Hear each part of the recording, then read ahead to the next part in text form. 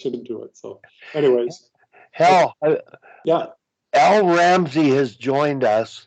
Oh, good. Al, I'm going to ask you to, I don't know if you can place the video of your U12 team. He sent me a link on their passing, and it is the best I've ever seen at that age. And you've heard quite a bit of what we're saying, Al. Before you got on, we talked about the importance of stick length and stick grip, and Mike Benelli talked about the natural feel and rhythm of the stick. And when I looked at your clip, we've been really dealing with passing up here in girls hockey Calgary with the U13 and 15 stages, just being aware of it, focusing on it. But how did you reach the level of game execution of passing on attack?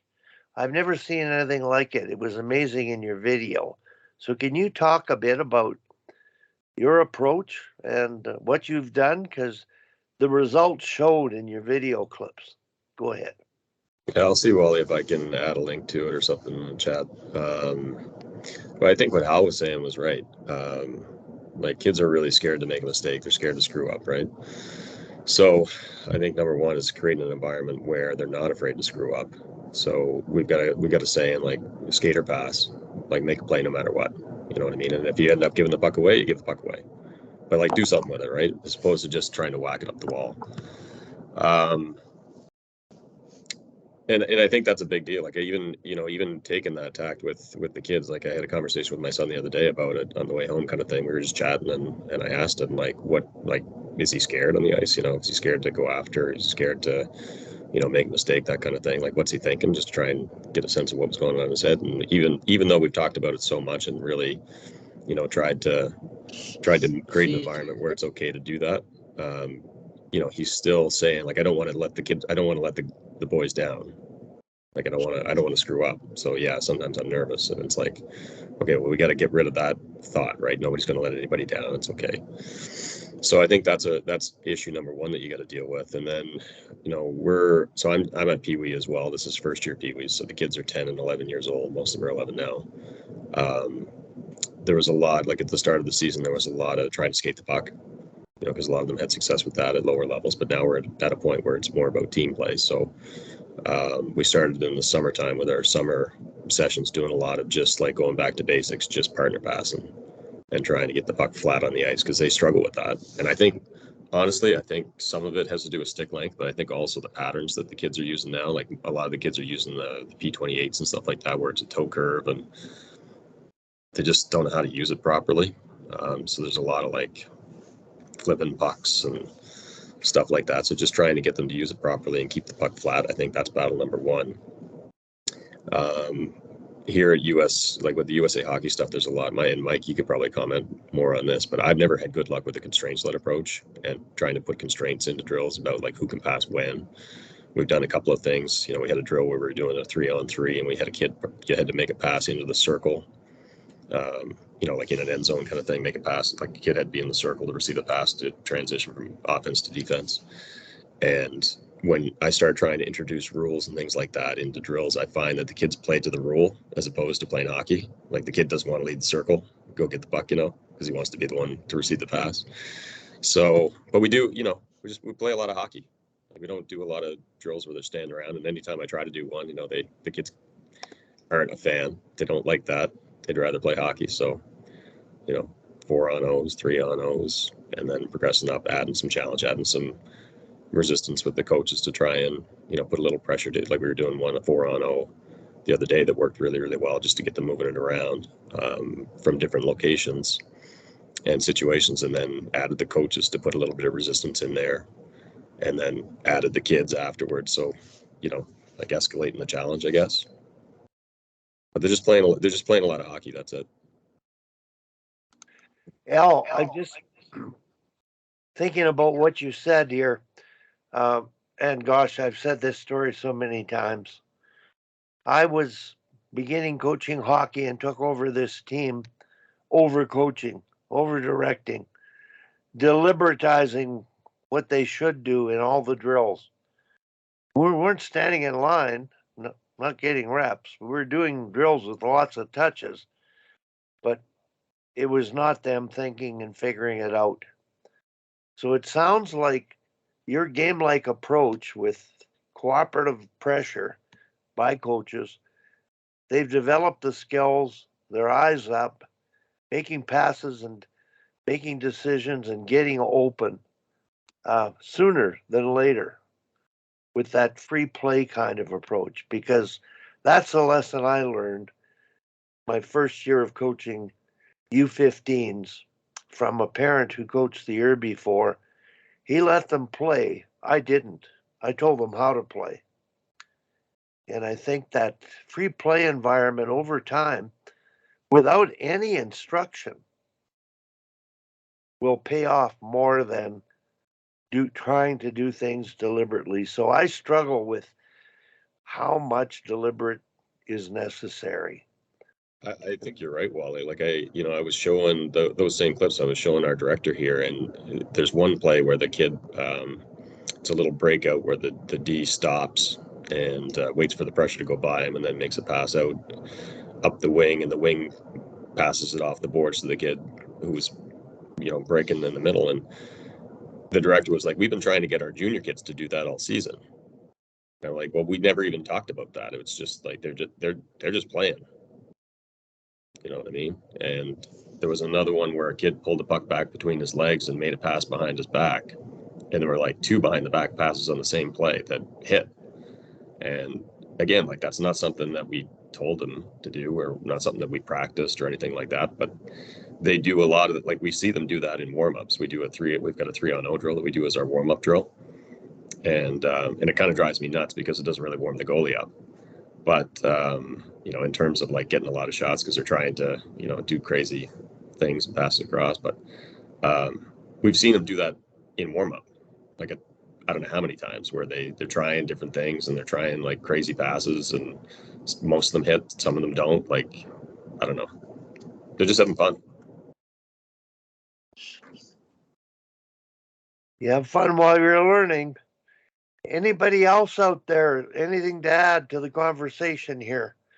And I do want, Al, I will forward to all the Sharks the video you shared with me. And I'd ask the listeners to really have a good long look at it. And that's what I saw, Al. Random passing, incredible passing at speed under pressure in small spaces, resulting in goals. And I have to admit, up here, we've worked on it, but our ability to score on direct attack completing passes or sustained attack completing passes, it's very rare and far between. We're having trouble scoring goals up here.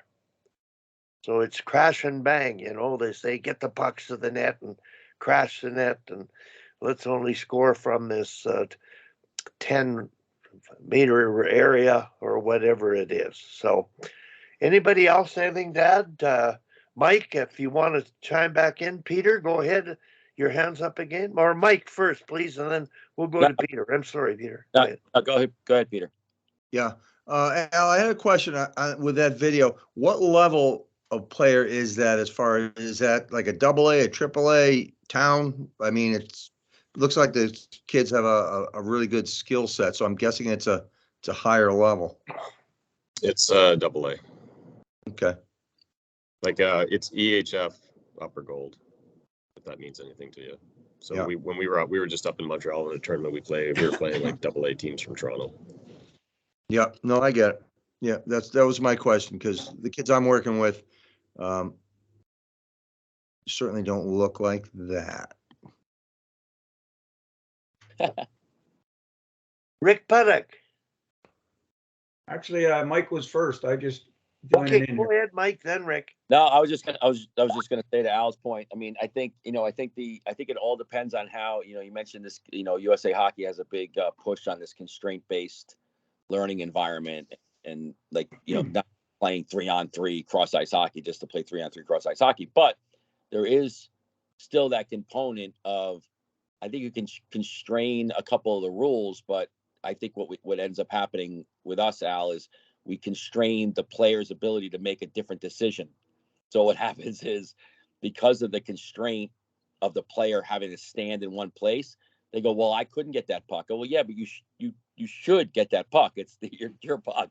But they wait because they want the reward of finishing the constraint, right? And I think that's where I think that I struggle with that too, and I struggle with more with the older kids, because they tend to, if you tell them a drill, like I'm working with 16-year-olds, and you put them, we did this Lost the sound here. we did this activation drill, and they just they only reacted to the letter of the law. Like they said, oh no, I can't activate that player unless I do this. I go, yeah, but but the right play is to get the player into the play. So I don't know. There's nothing. I still don't think there's anything better than play, though. I mean, I think it's just if you can manipulate that play and make it work for your advantage, even better. But listen, the best kids become the best kids because they can see and exploit areas of other players that have deficiencies, and you can't really get that unless you put them in play situations. The best monkey bar kids are the best monkey bar kids, whether you teach them or not. Rick Puttick. I pretty much agree with everything that's been said, fellas. The one thing I can add that I do in my practices is I have a 1 puck rule in practice. Yeah. So it puts added emphasis on completing the pass, because you can't complete the drill if you bobble it along the way and it gets away from you, you're done. You don't get the reward, as I call it, which is usually the shot on goal, the hockey part. So, and I'm steadfast with that. I just won't tolerate them picking up stray pucks along the way. I'm on them right away as if it occurs, and over time it disappears. The other thing I do is try to keep the area clear. So I don't like stray pucks that bounce off the goalie or off the boards and end up in the middle of the area that we're trying to work in. I think that helps. And then at the beginning of every drill, as part of the instruction, the passing is emphasized. It's never out of their minds that passing isn't important. And I'm working with, 17, 18, 19-year-olds, and I'm still doing it with them. So it's been missed along the way. The more we can do at the young levels, the better it's going to be for the kids as they progress through the ranks. It'll just become their habit as opposed to just throwing pucks around, which is what most of them do. Well, Rick, up here, Tom Malloy calls it 1-on-5 hockey. Al, Yep. your video of your kids is not 1-on-5 hockey. They're using each other. They're a threat with a puck, but they're aware and making plays and passes. So their vision at that age has already been accomplished. So, Tom, I'm curious about your thoughts, because you're a games guy with jokers, and they're available, and that works for you. You run I think your practices involve more passing and decision making than any I've ever seen. Have you got any comments, Tom, on everything you've heard relative to where you're at with your U15 girls? Go ahead, Tom. Well, our mantra is basically, when you get the puck, you either make a play, or if there's no play, you gain a zone. And that's kind of, and if someone's in better position than you, they've got to get the puck. So one of the real stresses, and I think one of the faults, is kids get the puck, their heads down a little, and the other team is kind of like pylons that they're going through instead of scanning the ice. So one of the real big skills is when you get the puck to skate to open ice and scan the ice and kind of evaluate who's with you. So you know what your options are. That's what the really great players like Gretzky, they did research on a lot of guys that got a lot of assists, and they found they looked around more than anybody else. So it's kind of like driving a car. If you don't look around, you're liable to smack into somebody. And so being aware, you can't make a decision unless you know what the situation is. So like last night, we used one of our warm-up games as we played 4-on-4 at each end, and they had to clear the zone to get onto offense and then stay on side. But the rule was they had to make 3 passes before they could score, at least 3 passes. Like they didn't have to shoot on the 3rd pass, just to get their heads up and move around. And then we did a game with constraints, which I thought was terrific. I've never done this before. As I've done a 3-on-3 a lot of times, but I had the same situation at each end, and it was 2-on-2, and then there's a player at the point. And we really had some trouble boxing out the screener and picking up people. So to go on offense, you have to pass to your joker at the point, and they get it for 2 seconds, and they can either pass or shoot. And so I want the players down low, the offensive players, to get open or to screen, and the defensive players to find somebody, box them out, take their stick. And it was a really good game. And we, so I'm going to, I plan to have a tournament using that next time, and have, like them play 3 games each, like 1 versus 4, 2-3, 2-4, 1-3, this kind of stuff. And, just emphasize those concepts. So, yeah, and I do, we do a lot of different passing up and down the ice, like 2-0 down, regroup a player, 3-0 back, continuous back and forth. Call it the Carolina, because guy I coach with is really good friends with Bill Peters, and they were line mates in college, and Peters was coaching Carolina. But I saw this drill, and we used it at the St. Men. Anyways, that's kind of my view in doing the passing. And we start off, a lot of times we'll start off early and just say, you're going to play full ice game, but you have to make at least 1 pass in each zone. And this is all to get I can't pass if you don't get open. So if you have to make at least 1 pass in each zone, then the puck supporter, they have to get open for you. And you have to have your head up. That's kind of the first thing. And we'll go to a 3-second game. Then we'll reduce it to a 2-second game, and maybe play botchko, where the puck it's only a 2-touch game. 1 touch, you take the pass, and the other touch, that's a rule. You do it in Europe all the time. You make a play. So that's the kind of things that we do, and it's usually pretty successful to develop a pretty good passing team. Tom, I want to really back up the camera here to something I saw at U13 2 weeks ago. And everybody here should try this. It's about eyes up, head up, scanning. This team was playing a small area game with jokers on the side. The jerseys, I don't know who is who. They were mixed. Yet the eyes were up by every player, and they were completing passes. So I asked the coach, how come, who's against who here? I can't tell. And she said, well, we have mixed jerseys, but we've got colors, plastic tape on the front of their helmets, colored tape. And their eyes are up. So instead of worrying about jerseys, they're looking at above the eyes to see what color the player is at. I thought that was brilliant. It's just the concept of eyes up.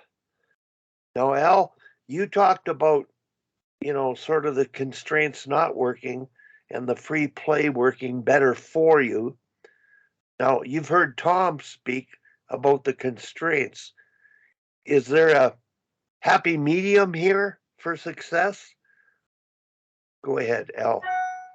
Yeah, I think there is. I do think that again, like I talked about a drill that we were doing, and that actually, like, it worked pretty good, and it was good to get them thinking about, like, the whole idea was to move the puck from one side of the ice to the other kind of deal and to form triangles and stuff. So it was good in terms of that. I think that some of that is really helpful. I did a very similar one that Tom was talking about. We did that last week, and it wasn't that you had to make a pass back to the Joker, but you got an extra point if you did. So that seemed to work pretty well. My point is that I struggle with the constraints taken away from the game. You know what I mean? Like, and then playing to the rule of the game as opposed to playing hockey. So I find, I just seem to struggle with that a little bit. I do think that it's good to mix it in to kind of create something, and then you can build off of that in, say, a regular, like, 3-on-3 game with less of those sort of structured rules. But yeah, I guess that's my approach. And the other thing I'll say too is, like, in terms of keeping their head up, like, one thing we've been really religious about this year is playing keep away. So our warm up every practice is 10 minutes of keep away. Everybody's going in the zone same time. There's like 17 kids, 16 in practice, whatever, and they're all in the zone. They pair up, they go after each other for 60 seconds, and then we blow the whistle, and they got 20 seconds or so to find a new partner, and then they go again, and they get 20 seconds to rest and find a new partner, and then they go again. We'll do that, like, we'll switch it up maybe 5 or 6 times and let them go for a good 10 minutes, and their head's got to be up. So we have very rarely have anybody run into each other, even though there's traffic all over the place.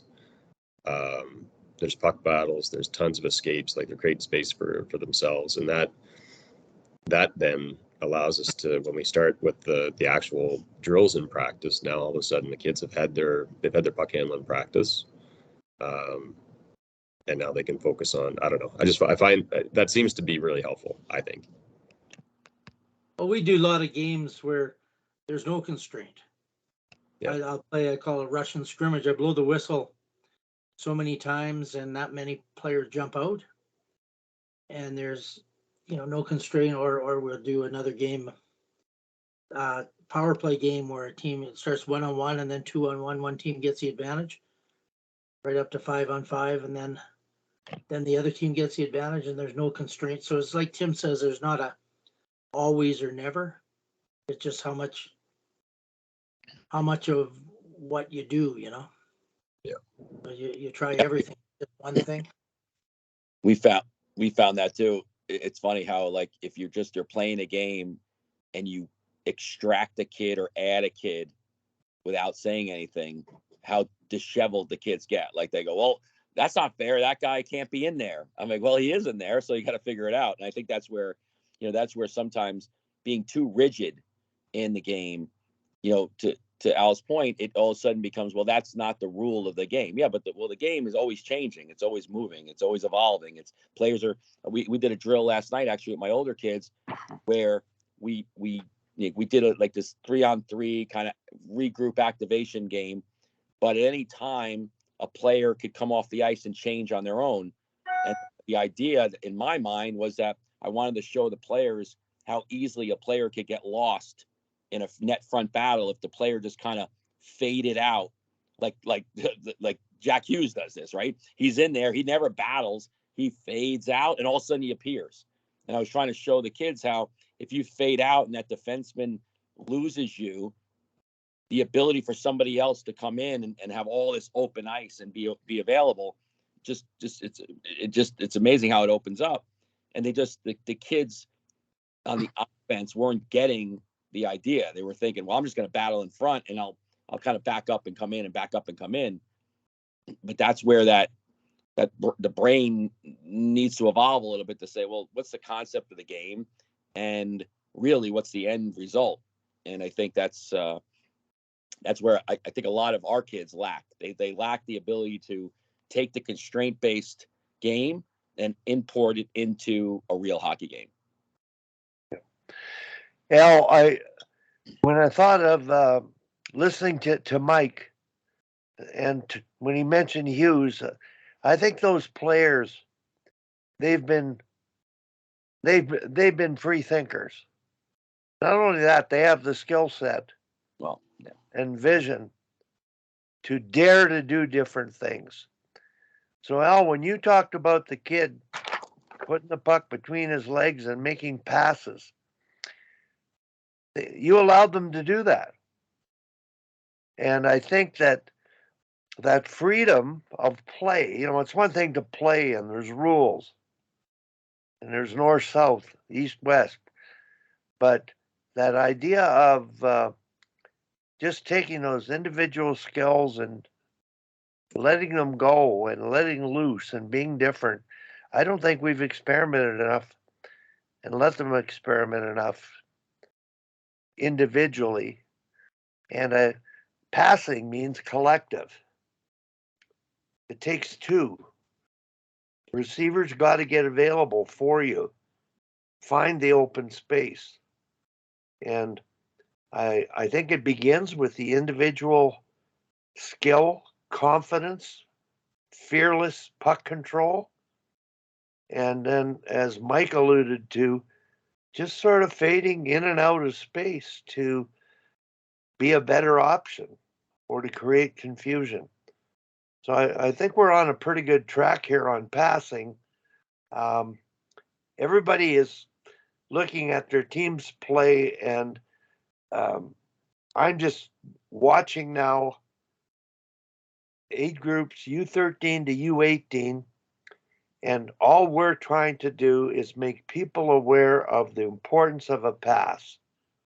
Because up here, the hockey is north-south, 1-on-5. When you run out of options, the puck turns over, and that's it. But I believe we've made progress by counting passes and having a conscious effort to make passes. And I think we can be better at sharing the puck. And that starts at a very young age, but sometimes starting too young can be harmful. So at the U8 level, for instance, you want the kids to be greedy and carry that puck and protect it and handle it. Maybe at the U11, then they can start to share it. But until they've got individual confidence with the puck, you know, you can stress passing too soon at a younger age. So I think there's a right stuff, right amount, right time with the age group you're working with, the talent group you've got. And I just wanted to throw that out there. Hal, you've been working so long for so many different years. And experimentation, I think, as a coach is something that we've maybe lost sight of a bit more. And I think some of the younger coaches might be more open to it than I am. Okay. Well, I think you're right. I mean, I've got a couple of kids that, can basically go coast to coast and score goals. And I've convinced them that they need to share the puck a little bit more, because when we play good teams with good D, then they're not successful and they get frustrated. And so I've asked them, I said, I don't want you to not score goals. I would like you to include your teammates in the process, please. And then I sent them a video clip, and I'll see if I can find it, and I'll share it with you guys in the National Hockey League of how guys are sharing the puck, and the goals are much easier to get when you're going, right to left, and you're coming back from left to right, and there's a lot of stuff. So opposed to trying to get around the defenseman yourself and then get into the crease area and do it. So this is all about size and skill differentials, and we think about it with my assistant coach that the kids have developed habits as they grow up, and the habits that they develop when they're young don't work when they're at the next level. We know that, and I'll give you a great example of that. When I coached Bantams, this was 2000 and something, and then I had Blake Wheeler, was his first year at Bantams. He now plays for the New York Rangers, and he was already 6'1" or 6'2" or something at that age, And he'd been that tall for 4 years already. And so he had a move, an inside move, where he was a right shot. He'd come right to left, slide the puck between the D's legs, and then just go to the net. Except when he got to Bantams, the D were too good. And they kept knocking him down and knocking him down and knocking him down. And he had to learn new things to play successfully at that level.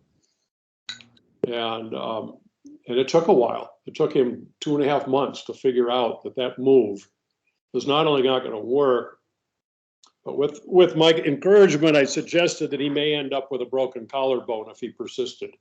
Not from me, but from the other team. And he finally came up with, an outside move, and with his long arms, long legs, it was very successful. But to me, it's a great example of, in him in particular, because he always had a very difficult time when he went from Pee Wees to Bantams to high school. He had to rework his game because the stuff that worked when he was younger didn't work anymore. And it took him a long time to adjust that. Whereas some of the kids that we had coming through, they adjusted just like that. So every kid's different. And Blake obviously adjusted well enough and soon enough to make a great living playing in the National Hockey League. But it was actually very interesting for me to coach him from Pee Wees to Bantams and then the high school fall elite league, and sort of watch him try to process and learn to play at the next level. And so I've always remembered that. So while you're right. We don't, those younger kids, let's just play and have fun. And some kids show up and they're great, and kids aren't so good.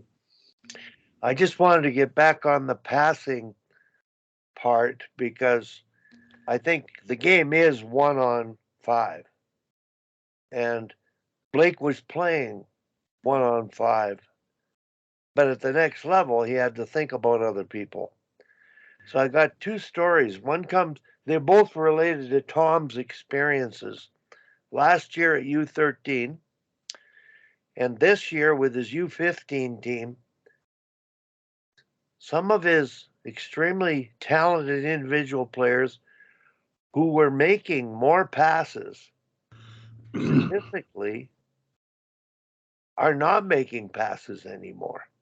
There's been some possible interference or coaching outside of the team to pad their statistics, to get attention, to get drafted or scouted or whatever at U15.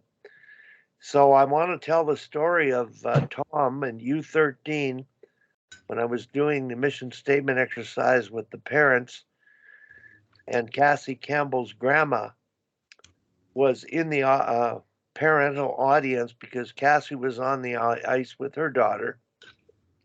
And she brought up the idea of the normal thing is grandparents and parents give their kids money for scoring goals. And she brought up the story that she gives a toonie for every assist, nothing for goals. I think the mindset of valuing the pass, and I even think that scouts, recruiters, they like the players that catch their eye were those flash and dash plays. But really good scouts, really good recruiters, really good coaches appreciate the importance of players who have a hockey IQ and make plays in addition to having those individual skills. So the whole idea is mindset when they have skills to be willing to use each other. And I think that's the line where Tom is at right now, is getting back to being a threat and trying to score at the right time, but yet being a threat to create space to make plays simultaneously.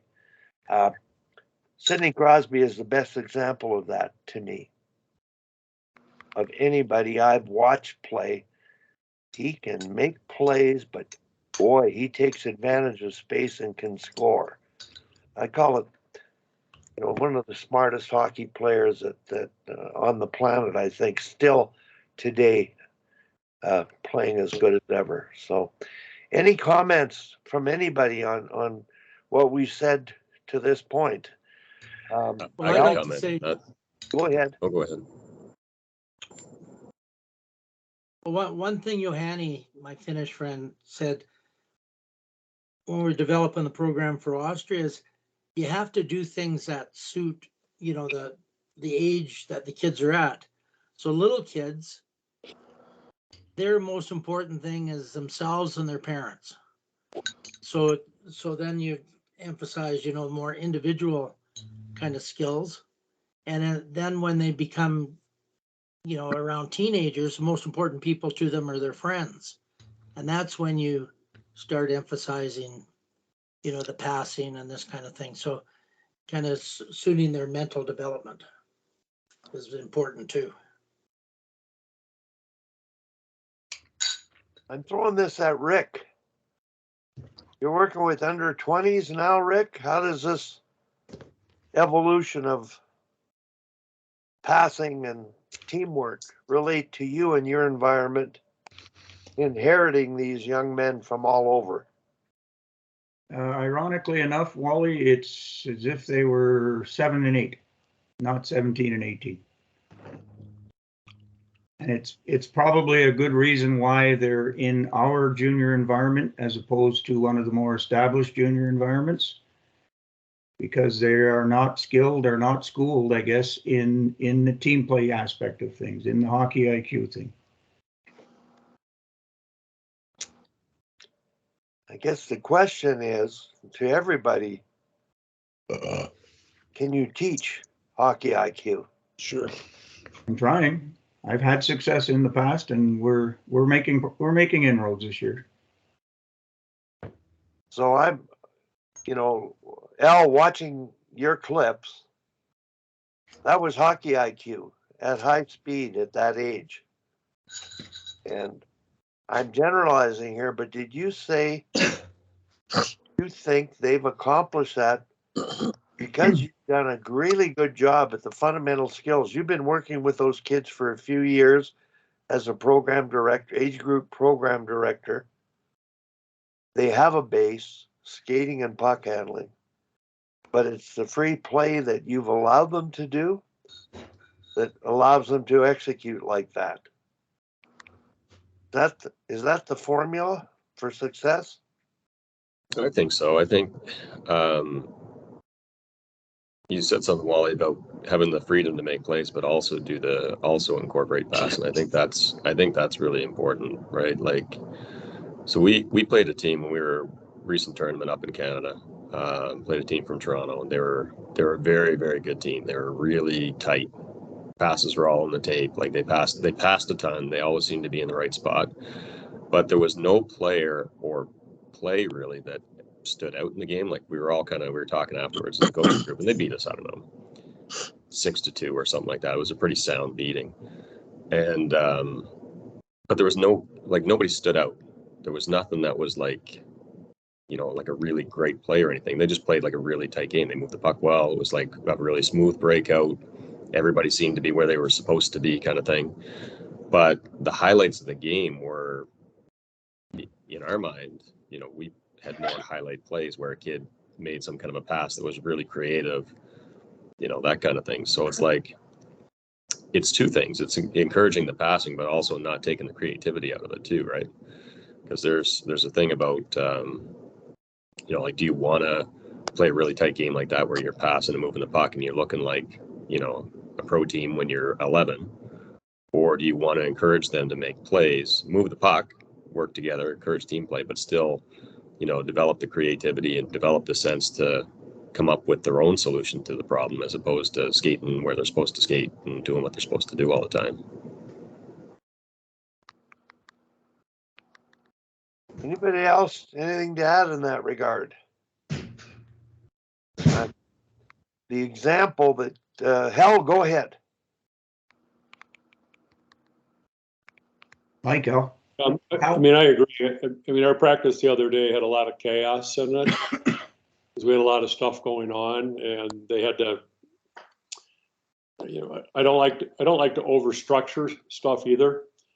But I also think there's a balance between they have to have the skills, they got to have the skating skills, and they got to have the passing skills to make anything work. And so that's why we sort of focus on that stuff. But then the rest of the practice is more free flowing, and it's whether it's breakouts with pressure, breakouts with no pressure, whether it's kind of how many kids are there, and so on and so forth. And we got an injured goalie right now, so that's a problem, and we're always adjusting, right? But and I'm actually going to do a video of our practices, and I'm going to probably not till in January with each of the elements, and I will actually voice over it, or I'll talk on it about why we're doing what we're doing and what we think the benefits are for that kind of stuff. And I'll be happy to share that with you. I'm doing it for the coaches in our program because they're still doing the static, spend time standing in line or on your knees, kneeling down in front of the coach who's drawing all this stuff on the whiteboard. And but I think you got to let these kids play, and we do the same thing. Make a play, just do something. And try not to turn it over if you can help it. But if you have to take it in the corner, take it in the wall and eat it, then do it. And wait till the cavalry arrives and wait till help arrives. Because it will. At the younger ages, I know, Al, you're doing the same level I am, I think. My kids are peewees. We played a Canadian team a month ago or so in a tournament 2 hours north of Winnipeg. Is where they're from. I have no idea what town they were from. And they were all these little kids. And I mean, I don't think they had I did not have a large player on that team. And they beat us by 5 goals. 2 backdoor plays on power play, and they were very skilled. And the coach told me, I was just talking with them afterwards, we practice 3 times a week. That's it. And I said, well, you must do pretty good job at practice. I don't know, because those kids were really skilled, and our kids were really pretty amazed at how good those kids were. And I wish we had that game on video. We don't. And I go back and show the kids. I don't know how much. This is a slight change, Wally, but I find interesting videos, short video stuff, and I send it to the players. But I send it through the parent group, and I ask the parents to have the kids watch.